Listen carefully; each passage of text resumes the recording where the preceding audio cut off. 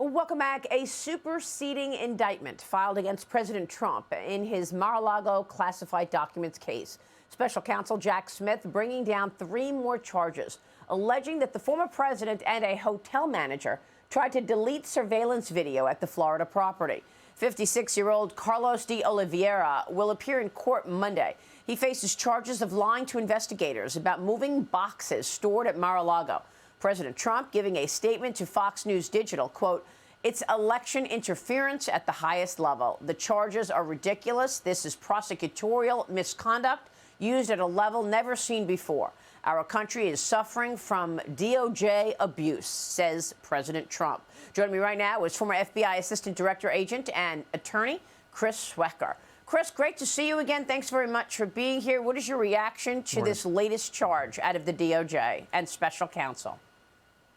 Well, putting my attorney hat on, I would say that Donald Trump is a nightmare of a client. It's unforced errors and things that I'm sure his attorney advised him not to do, he's done. But having said that, let's make a comparison. The previous guest talked about the destruction of the Hillary Clinton emails. So that her team was under instructions from Congress not to preserve those emails. A young man named Paul Combetta bleach bit 33,000 emails on that server while they were under orders to preserve that evidence. And he was given immunity. He lied to investigators first. They went back and re-interviewed him, and eventually it came out. Yet they passed on him. They gave him immunity. So the point is, low-level guy in the Clinton campaign destroys a substantial amount of evidence, nothing. A young man, a low-level person here that works in the hotel is asked to destroy, if you believe the allegations, is asked to destroy the videotape, and it never gets accomplished, and they get indicted, and he gets indicted. So, you can't help but realize there's a double standard here and a dual system of justice. It would take hours to make those contrasts between those types of investigations of people left of center versus those that are right of center, especially Trump.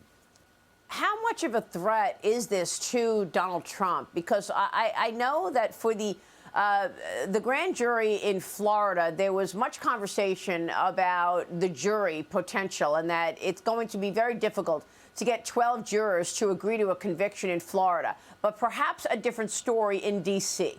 Is this superseding indictment taking this jury to Washington? Yeah, in the overall context of 40 counts, a 40-count indictment plus a couple of these additional indictments, I really don't think these are really serious aspects of this multi-count indictment.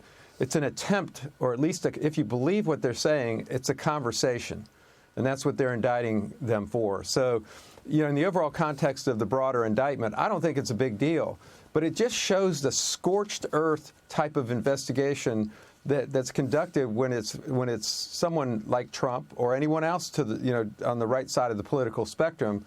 And again, you go back to all these immunities handed out in the Hillary Clinton investigation, the type of approach that they did to General Flynn, a deceptive approach to him. He thought he was doing a transition interview, and they ended up entrapping him. Versus Hunter Biden, who gets notice that he's going to be interviewed, and then the U.S. Attorney's Office says you can't interview him at all. So, and if you ever did interview him, you wouldn't be able to ask certain questions. So, again, these contrasts, you could go on forever with them, but it's so clear that there's a dual system of justice going on. Yeah, and I'm glad you mentioned Hunter Biden, because it's not lost on me or our viewers the timing of this. Yesterday, we saw Hunter Biden's plea deal collapse, this week, rather, on Wednesday. And now, a day later, you've got this superseding indictment. Is this an effort to change the conversation, as they always do every time there's any evidence, like the bank records of indicating all the money that the Biden family has taken in, or the whistleblower testimony? Suddenly, that's when we see all attention from the DOJ on Donald Trump. Yeah, the timing is highly, highly suspicious. It's happened so many times, it just cannot be a coincidence that these things come out. And I you know, again, if you're looking at this objectively and you drop your political affiliation, you can't help but conclude that this, you know, there's a thumb on the scale here. And this is not how our criminal justice system is supposed to work. It's very disappointing. Yeah, disappointing, very discouraging. Yeah, you're right. Chris, good to see you. Thanks very much. We'll keep a spotlight on it. Chris Swecker joining us there, former FBI. Thank you, Maria.